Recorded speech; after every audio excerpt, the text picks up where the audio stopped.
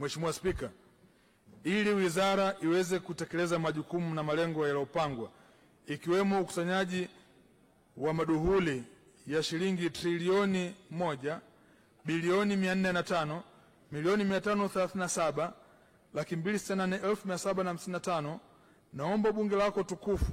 liridhie na kupitisha makadirio ya shilingi bilioni 224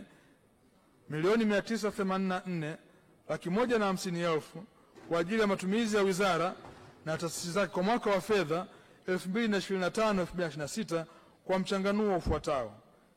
shilingi bilioni 124 milioni 604 laki 788,000 sawa na 55% ya bajeti yote ni kwa ajili ya miradi ya maendeleo. Shilingi bilioni 100 milioni 379 laki 362,000 sawa na 44.62% ya bajeti yote ni kwa ajili ya matumizi ya kawaida. Kati ya fedha hizo, shilingi bilioni 24 milioni 268 laki 585,000 ni kwa ajili ya mishahara ya watumishi na shilingi bilioni 76 milioni 110 laki 777,000 ni kwa ajili ya matumizi mengineyo, yani OC ya wizara na taasisi za chini ya wizara.